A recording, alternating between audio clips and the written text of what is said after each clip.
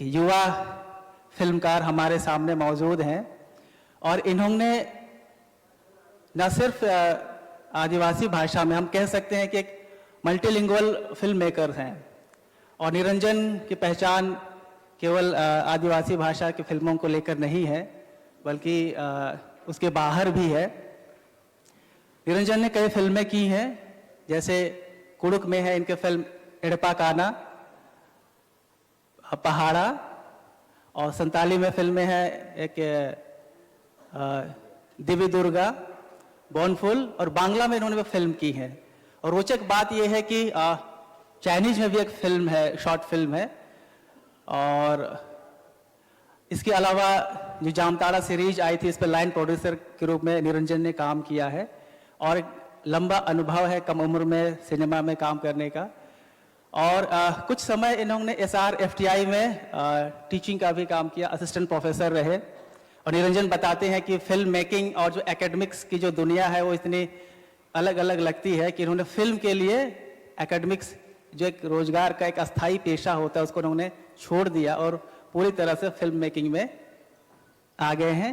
तो निरंजन, आपका स्वागत है। आप लोग ने कैसा ये साहस उठाया, साहस रखा कि आपको फिल्म मेकिंग में आना चाहिए? निरंजन जी, जोहार सभी को। ये फिल्म मेकिंग का जो जर्नी है,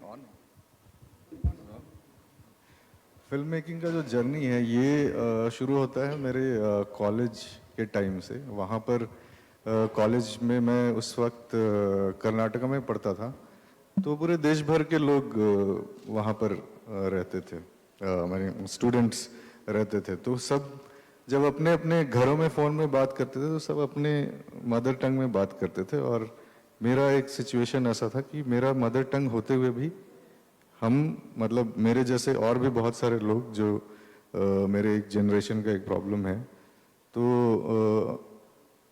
अपनी मदर टंग में बात नहीं कर पाते थे, जो कि कुड़ुक है। तो वो एक लगता था मुझे, उस चीज़ का एक टीस था। और जब वहाँ पर मैं मास कम्युनिकेशन पढ़ रहा था, तो वहाँ पर सिनेमा हमारे लास्ट ईयर में इंट्रोड्यूस हुई थी। तो वहाँ पर उससे पहले सिनेमा हम लोगों को हमेशा से ये लगता था कि बहुत ही चकाचौंध वाला एक वर्ल्ड है, जो मतलब कभी सोचे भी नहीं थे कि सिनेमा ऐसा, मतलब क्या बोलूँ, बहुत दूर की दुनिया, ऐसे अलौकिक सी ऐसे दुनिया लगती थी। फिर वहाँ पर ही हम लोगों को कुछ फिल्में दिखाई गई जो कि जापान के गांव के फिल्में थी। अकीरा कुरोसावा हो गया, या फिर फेलिनी हो गया जो इटली के हैं, इस तरीके से रॉबर्ट ब्रेसॉन हो गए, फ्रेंच फिल्म मेकर। सो उधर के गांव की फिल्में देखी, फिर अडूर गोपालकृष्णन की फिल्में देखी, गिरीश कासरवल्ली की फिल्में देखी। तो जो रास्ते, जो पगडंडियां, जो जंगल पहाड़, जो हमारे क्षेत्र के भी वही चीज है, वो मैंने उसमें मतलब ऑन स्क्रीन देखा तो मुझे यही समझ में आया कि अरे, मुझे ऐसा लगा कि अरे ये भी सिनेमा में आ सकता है, ये भी होता है, ऐसा भी होता है। तो ये सारी चीजें थी। और जब मैं जब पहली बार फिल्म कर रहा था तो उस टाइम पे हम लोग सोचते हैं कि करना क्या है जिंदगी में, ये हमेशा ही एक सवाल रहता है कि करना क्या है। तो जब सिनेमा, जब पहली बार हम लोगों को फिल्म बनाने के लिए कैमरा दिया गया, तो वो एक ऐसा एक्सपीरियंस था जिसपे मेरा पूरा ध्यान एकदम वर्तमान में ही रहता था कि मुझे ये चीज़ बनाना है और इसको करने के लिए क्या क्या चीज़ें हमको करनी पड़ेंगी। और उसमें मैं सब कुछ भूल जाता था। मुझे पास्ट, कोई भूतकाल याद नहीं रहता था, ना भविष्य की चिंता होती थी, ना खाना पीना सोना, सब कुछ भूल करके उसमें रम जाते थे। तो वहाँ पर हम लोगों को ये समझ में आया कि ये करना है ना। अभी यहाँ पर सिनेमा का क्या है कि जो ये पैसे को लेकर के बड़ा हमेशा ये रहता है। तो ये जो हमारी जो कमी थी, हमारी जो लैंग्वेज के लॉस का जो पेन था, वो कहीं ज्यादा बड़ा था हमारे लिए, कि हम लोगों ने कुछ सोचा ही नहीं कि कितना लागत लगता है फिल्म बनाने के लिए या कुछ भी इस तरीके का। तो वो जो पेन था उसने ही पुश किया, उसने ही बताया कि अरे हमको अपनी ही भाषा में फिल्म बनानी है। जब मैं पहली बार पहाड़ा जब बनाने के लिए जा रहा था तो उस टाइम पे सब बोल रहे थे अरे तुम बांग्ला में क्यों नहीं ट्राई करते, या जिसमें आपको एक्टर्स मिल जाएंगे। हमारे तो एक्टर्स का भी हिस्ट्री नहीं है, एक्टर्स मिल जाएंगे, ये सारी चीज़ें। तो पर मेरे दिमाग में था कि नहीं, मुझे अपने ही लैंग्वेज में करना है, और ये मुझे सिनेमा हॉल में मुझे अपनी भाषा की फिल्म, अपनी लाइफ देखनी है, हम लोगों की लाइफ।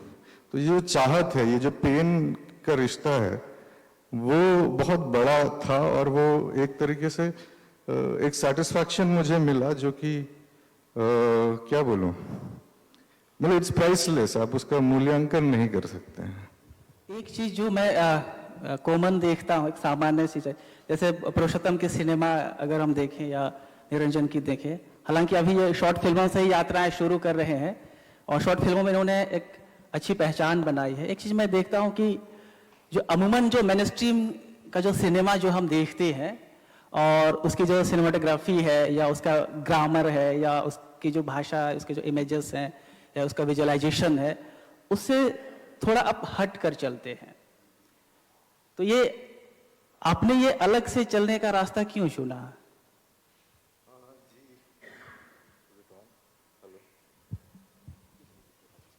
हाँ, तो ये जो सवाल है, ये जो आप पूछ रहे हैं, हाँ, तो जब मैं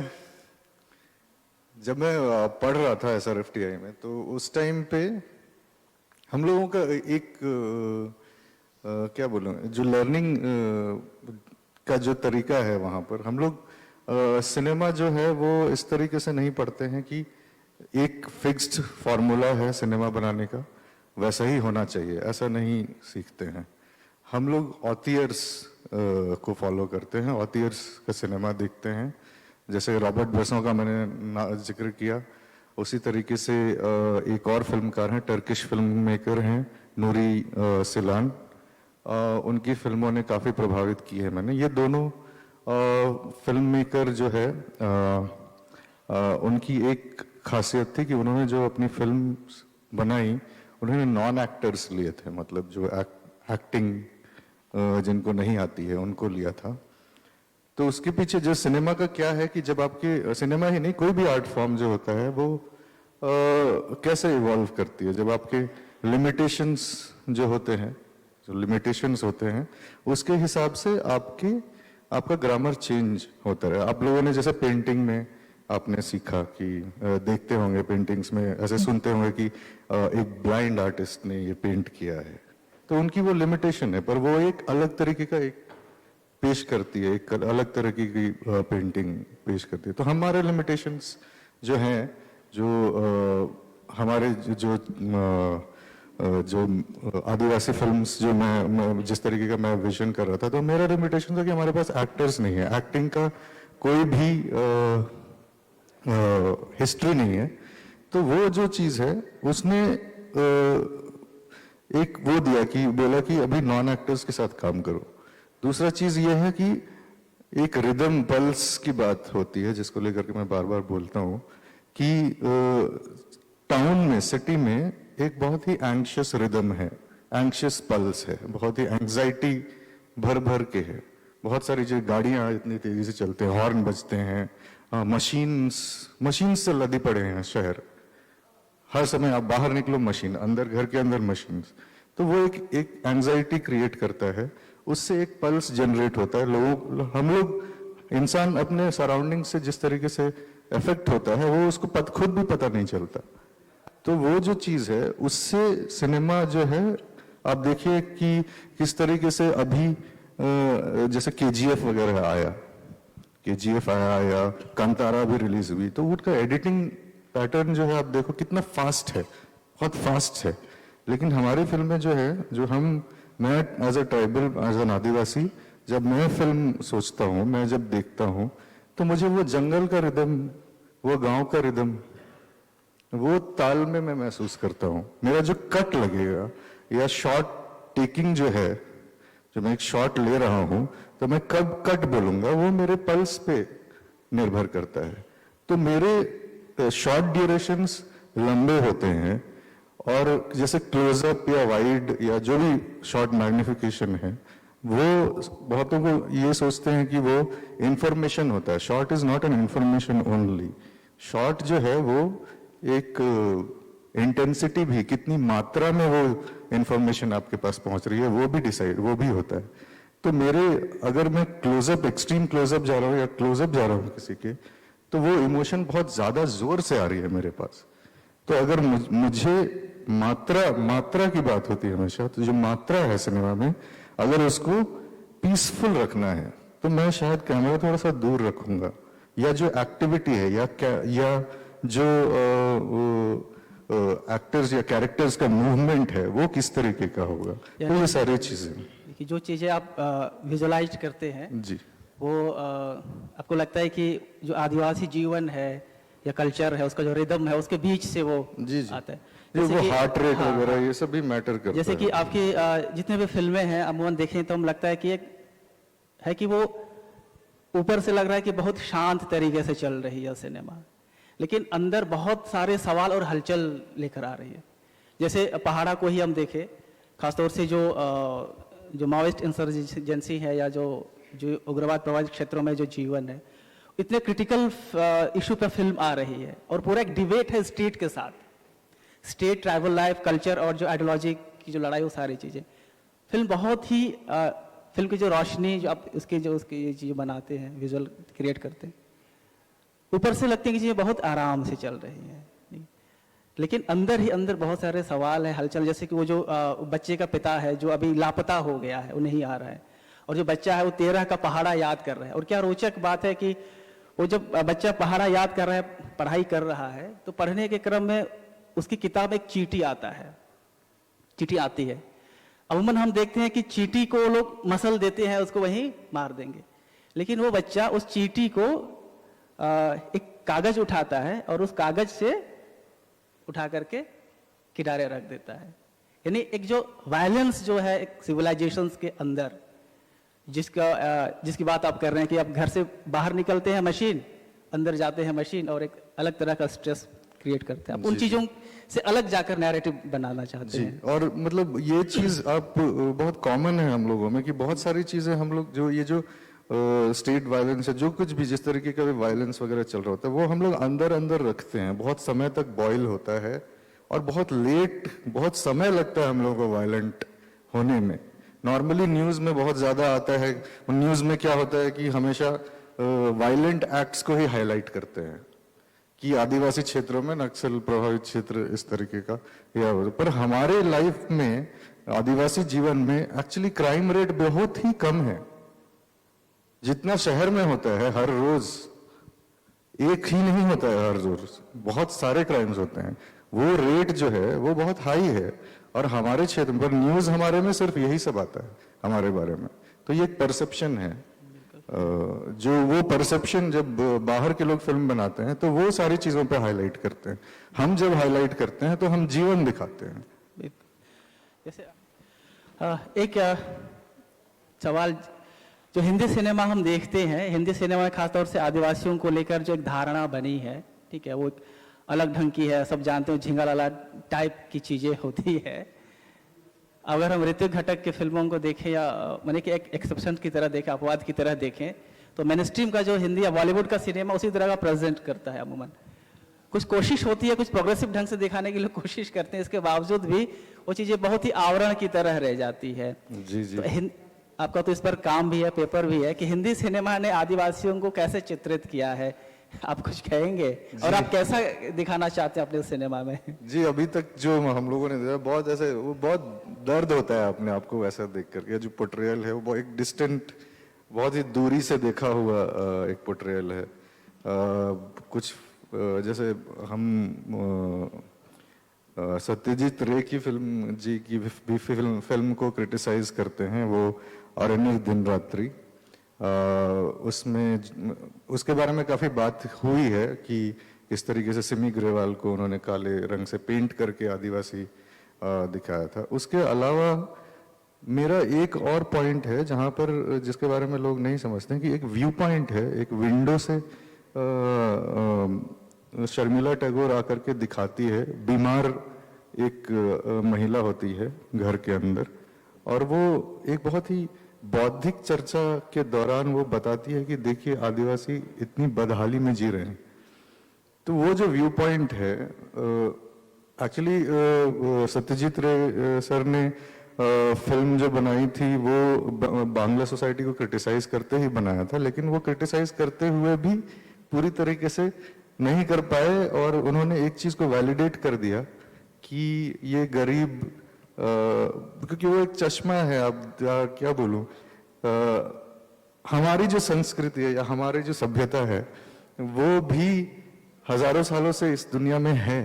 मैं आज आपके सामने बैठा हूं, है ना, मेरे भी माँ बाप हैं, सब लोग हैं, ऐसे आसमान से नहीं टपके। वैसे ही पैरेलली एक कैश इकोनॉमी रही जिनमें मुद्रा और ये सारी चीजें रही।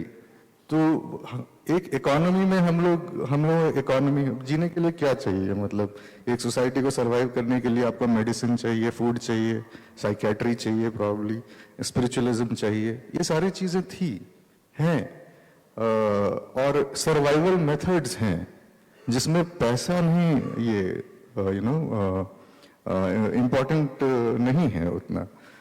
जैसे कि एक मेरी फ्रेंड है, उन्होंने फेसबुक पे एक पुरुलिया का एक पोस्ट शेयर किया था जिसको लेकर के मैंने थोड़ी सी बात की थी उनसे कि वो नदी में जो ऐसे पानी निकालने के लिए सूखी नदी से ऐसे थोड़ा खोद करके उसमें जो पानी रिस्क करके आता है उसको लेके पीने जाते हैं, वो हमारा सर्वाइवल मेथड है। पर उनको जिस तरीके से ऐसे एड्रेस करते हैं, बाहरी व्यू पॉइंट है कि अरे देखो कितने गरीब हैं, इनके पास पीने का पानी नहीं है, पर ये असल में हमारा नदियां सूख जाती थी तो हम ऐसे सरवाइव करते थे। और ये सब आपने बचपन में सीखा है, डिकेंटेशन, सेडिमेंटेशन, ये सारी चीजें स्कूल में सीखा है। तो ये अगर आप लोगों ने स्कूल में सीखा है, वो आप क्यों नहीं इमेजिन कर सकते कि हम लोगों का साइंटिफिक मेथड है सर्वाइवल का, जो पैसे का मोहताज नहीं है, उसको लेकर के कोई जॉब नहीं है, पर हम जीते हैं। तो हमको सिनेमा में इस तरीके का क्या बोलूं, अपने आप को इस तरीके से प्रेजेंट होना ज्यादा पसंद होगा। वो इज्जत जो वो सरवाइव किए हैं, हम लोग आपके सामने बैठे हैं, हम लोग वो चीज, बल्कि उसके ऑपोजिट आप देखो, लास्ट मैंने बाहुबली देखी थी। बाहुबली में कालाकिया ट्राइब बोल के एक ये है, वो पूरा सब हम लोगों ने सबने एंजॉय किया था कि अरे आक्रमण करो, वो आ रहे हैं आक्रमण करने, वो डिफेंड करते हैं बाहुबली की पूरी सेना उसको। उनका जो पूरा पोर्ट्रेयल है आप देख करके देखोगे, वो असल में आदिवासी ही हैं। उनकी जो भाषा है क्लिक भाषा बोलते हैं, वो कोहेशियन लैंग्वेज ऐसे करके बोलते हैं। वहाँ अफ्रीका की है एक फैमिली, उससे इंस्पायर होकर के वो लैंग्वेज बनाई गई। तो ये जो तो आपको समझ में आता है कि वो आदिवासी हैं। और फिर आप सोचते हो कि अरे ये तो वही कोलंबस आता है और कैसे सोफिस्टिकेटेड वेपन्स से आदिवासियों को पर गोली चलाता है। इधर भी आप देखो बाहुबली में सोफिस्टिकेटेड वेपन्स हैं, और उधर से कैसे दौड़ करके आ रहे हैं इतने सारे आदिवासी। तो इस तरीके का पोर्ट्रेयल आप सत्यजीत रे से लेकर के अभी तक जितना भी देखो तो वो है। शालीमार में तो और भी गंदा लगता है मुझे, जब ऐसे सामने खड़ा करके गोली मार देते हैं, ऐसे बात करते करते, बहुत ही नॉन चैलेंटली बात करते करते, गप मारते मारते गोलियां मारते हैं आदिवासियों को। और उधर कुछ वॉशरूम जाने की बात करके धर्मेंद्र चला जाता है। तो वो मूल्य है, मतलब बैडएस दिखाना चाहते हैं आप, बैडएस वर्ड इसमें इंग्लिश में यूज करते हैं। अभी एक बहुत लोकप्रिय फिल्म आई थी एस.एस. राजमौली साहब की, RRR, ठीक है, वो तो कुमराम भीम पे जीवन पे बने। उसमें एक सबटाइटल था जो बड़ा वियर्ड था, I am a stupid tribal, how would I know. मतलब ये क्या है ऐसे। एक चीज और जो मैं बोल रहा था उसमें थोड़ा सा ऐड करना चाहता हूँ कि जैसे जो मैं बोल रहा हूँ कि रेस्पेक्ट की बात जो कर रहा हूँ, जैसे ये सब टर्म्स भी शेड्यूल्ड ट्राइब्स या ये सब भी बहुत एक्चुअली डिमीनिंग है। जब आप देखो जब आप लोगों को जब ऐसे एक मोमेंट आता है हर किसी की लाइफ में, कभी भी थेरेपी चाहिए होती है लोगों को, है ना, स्ट्रेस लेवल्स बढ़ जाते हैं, आप थेरेपिस्ट के पास जाते हैं तो वो आपसे कहता है कि आप थोड़े जंगल हो आओ, थोड़े घूम के आओ, हाँ, ह्यूमन कनेक्शन के बारे में बात करते हैं, ये सारी चीज़ें होती हैं, ये सब बहुत बात करते हैं, बहुत लर्नर्ड रिसर्च है साइकोलॉजी में।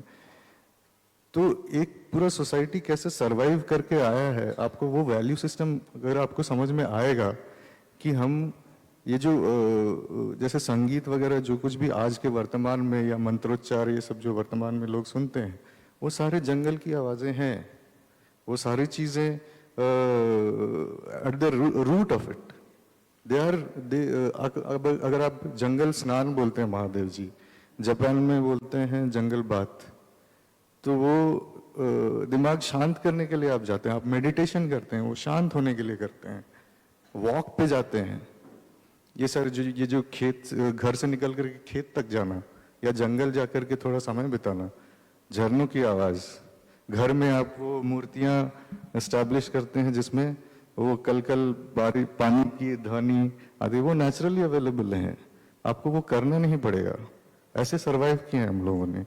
और वही रिसर्च है जो अभी ये सारे नॉलेज बताने के लिए पैसे चार्ज किए जाते हैं। तो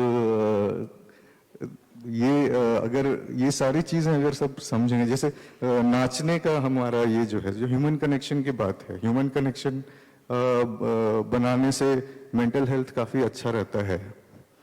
तो ये जो जुड़ा के नाचता है पूरा समाज, जुड़ा के जो नाचता है अखड़ा में, कोई भेदभाव नहीं रहता, कुछ भी नहीं रहता, नाचते गाते हैं, मजे करते हैं, ये सब जो सिस्टम है ये सब सर्वाइवल मेथड्स हैं, these are the coping mechanisms. तो आपको ये सब सीखना पड़ेगा, हम लोगों से समझना पड़ेगा कि आपको इतना रोज रोज बैठ के मेडिटेट करने की जरूरत क्यों आन पड़ी।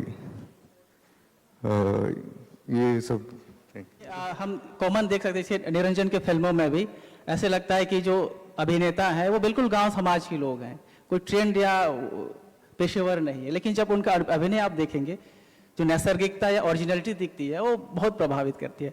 हम कुछ सवाल ऑडियंस की तरफ से लेंगे, समय हमारा कम बस है। बता दूं, मेरे भी 2 एक्टर्स यहाँ पे हैं, एक सुमित्रा टप्पो मेरे मौसी है वहाँ पे, और मेरा भाई है अशोक भगत, दोनों ने बहुत अच्छा काम किया है। जी बहुत स्वागत है आप सबका भी। आपका सबसे बड़ी बात यह है कि हम लोग भाग्यशाली हैं, झारखंड भाग्यशाली है 2 चीजों को लेकर, पहला आदिवासी और दूसरा प्रकृति। खनिज संपदा हम बाद में लेते हैं, जैसा कि अभी सर ने बताया कि अवतार 2 आने वाली है, इसमें भी आदिवासी के ही बारे में बताया गया है। कहीं ना तो कहीं वो सभी खनिज संपदा को बचा के रखते हैं और सस्टेनेबिलिटी डेवलपमेंट पे वो काम करते हैं।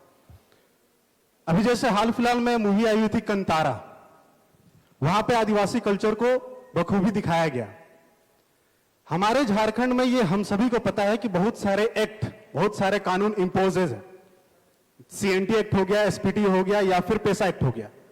क्यों नहीं उस चीजों को पॉजिटिव वे में दिखाया जाए फिल्मों में, यह पहला सवाल। दूसरा ये कि हम पर्यटन के क्षेत्र में इतना पीछे क्यों हैं। अगर हम आदिवासी कल्चर के बारे में बात करते हैं तो सिर्फ कला और संस्कृति नहीं है, उसके अलावा भी बहुत सारी चीजें हैं। वो क्यों नहीं कंतारा जैसे ही हम झारखंड को बेहतर दिखा सकते हैं, पर्यटन के क्षेत्र में दिखा सकते हैं। थैंक यू जी। बिल्कुल हम सब दिखा सकते हैं। कंतारा देख करके, जब मैंने कंतारा देखी थी फिल्म, तो मैंने महादेव टुप्पो जी हमारे साहित्यकार हैं, उनको फ़ोन किया था कि आपको ये फिल्म ज़रूर देखनी चाहिए। मुझे सबसे ज़्यादा इम्प्रेस किया था उस फिल्म में, मतलब जो इम्प्रेस नहीं, उसने हिट किया था एक चीज़ कि फिल्म की शुरुआत में आप देखोगे कि वो गांव का जो देवता है वो किस तरीके से वो बोलता है, बोल करके वो बताता है कि अगर यहाँ पर आप लोगों को, गांव को वालों को वैल्यू नहीं करोगे, यहाँ के लोगों को, यहाँ के कल्चर, यहाँ के लोगों को वैल्यू नहीं करोगे तो इसकी डेथ हो जाएगी, ऐसा कहना। ये इस तरीके के इंसिडेंट्स जो हैं, आप क्या बोले, ये मान्यताएं, ये सब काफी रूटेड हैं। वो चीज देख करके हम लोगों ने बात किया था कि इस तरीके का हमने भी सुना है, मतलब जो सुनी हुई बातें या ये सब भी तो कहानियों में आती हैं ना, सिनेमा में आती हैं, जो कि आम तौर पर तो इस तरीके की फिल्में जरूर बन सकती हैं, लेकिन हम लोग सब मेनली कहाँ पर अटक रहे हैं वो ये है कि